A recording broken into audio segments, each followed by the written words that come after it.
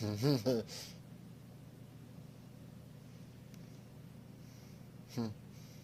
Hmm.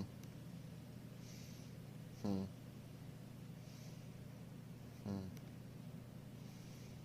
Hmm. Complexity results from complication.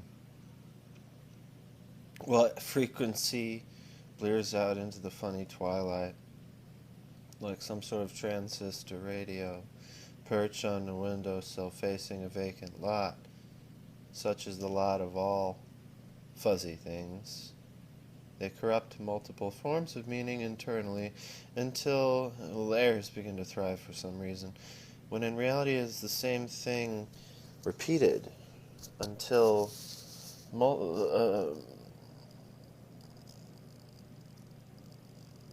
it becomes different through aberrations. Bruises contingent each one upon the other, except if the whole fucking thing didn't exist. Well then, there'd be no need for it.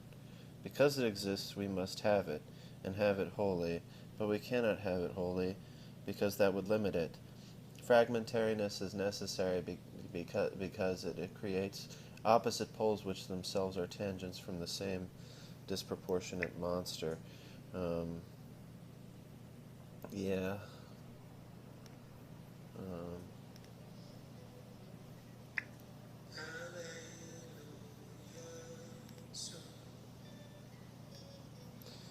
same disproportionate monster.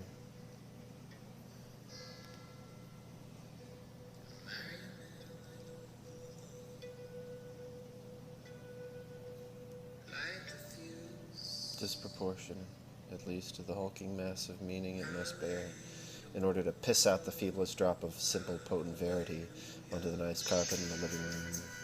Vortices arranged like the monster would quaintly arrange people as quaint quantities, wanting nothing more than to build up the salt of themselves, and lose the fragmentariness quickly. This is impossible, however, because everyone assumes the change is immediate when in reality it is not immediate, but merely implosive transiently between the frequency of the radio, the fuzzy world, a raveling back of the sweater of the poem. The destination is not quite unique and yet doing on an elliptical and manufactured omniscience, the psychic swaying into the mess, allowing it, moreover, to be a mess, without knowing that you are transcending complications and arriving most likely at complexity, layers that break down fast but forever.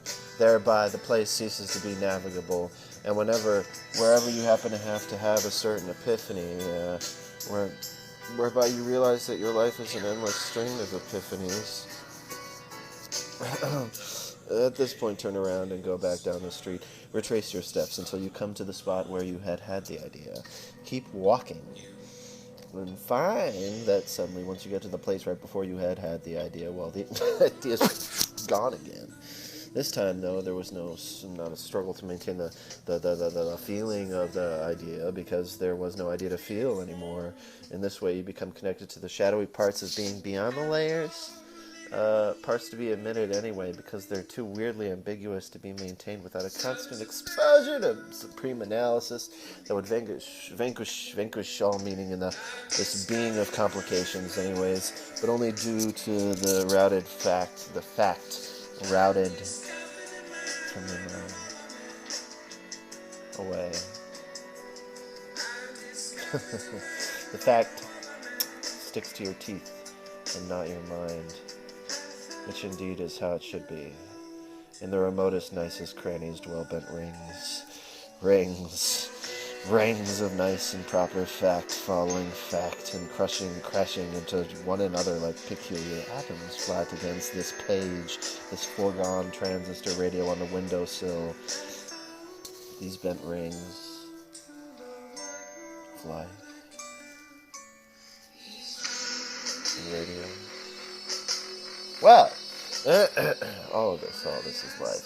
Life of painted men and painted women, expressed in rippling frequencies that together are forgiven one loud bulking of speech, when at the hilt of an importance to be professed by radios. Professed as a proper sense that it goes away before you step too far and lose the idea somewhere in the cracks in the sidewalk. You look for ideas in the cracks, find in the cracks other ideas to become people, so then the idea is shed from the person it became, as it is the idea, whatever it is, whatever it might be, has found a way to prove its proud existence. Proudly, without formulations, and manifesting itself well enough in some sort of physical body. Light matches light, you see, and to make the normal creative, and the creative normal, to have a place that's not between, but somewhere else, lopsided, incorrect, and volatile, as the neck bursting against the noose, that is to fall, that is to haul reality with you, unused and clean, because ideas are too controlled by the average happenstance, the middle misplaced kindness that one might have towards their own sense of equilibrium. Equilibrium that is not there, is there only as a way to infect the common formalities of balance with something special, jagged in the definition of itself, much as the definition of its angles, lacking order, together, launching, like Sputnik, towards the feeling of believable sublimity. Draft 2. In an attempt to figure out the squares, to my surprise, I found myself being surreptitiously gifted over and over again cute, cheap, and heartless prizes, or prizes with too much prize and not enough bashfulness. No blush, no winter sachet over nice legs that blare out a symphony of the possible choice. The symphony, yes, the symphony, I'm sorry, I never elaborated on the metaphor. If it is one, to be honest, I don't know. LMAO. What is all this a symbol for? Well then, motherfucker, let us start with the tuba. The sound. The tuba declines a musician, despite its own usefulness. From far away it drones. Away from slender, nice portmost legs in high heels. But wow, this is way too much of a necessity for me to be of any help to me. Get rid of these gifts, these rectangles. No squares. Each prize is a heartless rectangle. You see? That crinkles up these nice legs into the bowels of apocalyptic tuba. What an old scraggly fellow got into college, just so I can meet him and see his parcel of squares. He shows no one else the treasures. He only is able to briefly remove the satin veil over the wicker bag, and we,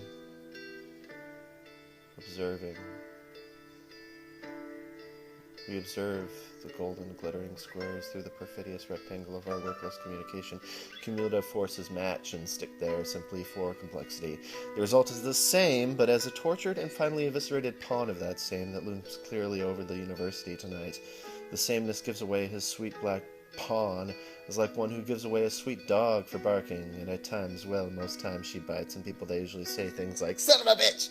The scream shuffles across a microcosm and dives off the precipice of it, falling for a long and tender time through time, and eventually from complication, what frequency blears out into the funny twilight, emitting vaguely from some sort of transistor window, radio, perched on a windowsill, facing a vacant lot. This is the lot of all fuzzy subjective patch things out there. They corrupt multiple forms. The truth. Until layers begin to thrive for some reason. And for some reason in reality it is all the same thing. Opinion, that is, until the solely manifested sense of all. From the chief choice amongst the variety. The sense of all that we know individually. And the sense of individuality that all know becomes different through different aberrations, ruses, contingent each one upon one complication sandwiched between another, and that between that other. Except if the whole damn thing did not exist, and fuck, there would be no need at all for all. Because it exists, we must have it, and have it wholly. But we cannot have it wholly, because, well, that would limit it. Fragmentariness. is necessary. It summons forth from the dirt what it calls opposite poles that are nothing but attempted squares, drafts of a sketch worked on too much and too hard in too short a time. However,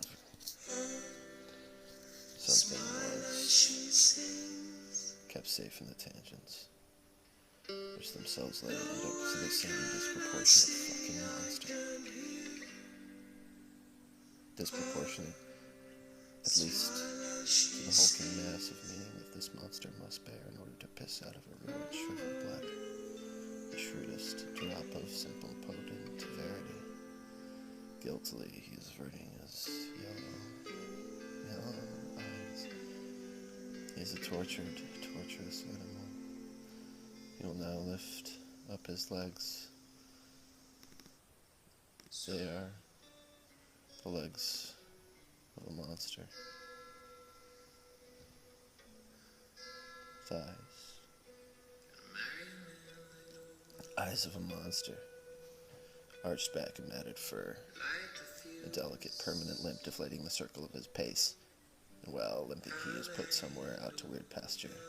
A place that itself is transposed from the catastrophic synthesis of dry places and small placeless issues.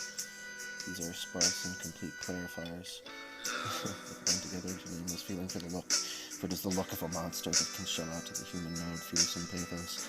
They are ravaged eyes, really, and I suppose I could bother to take this further, and suppose I could reflect on chewed paw saturated in grimy shit. Of course, the gnaw of the pincers of the bugs, all the bugs, they shack up under the brown flesh of the monster.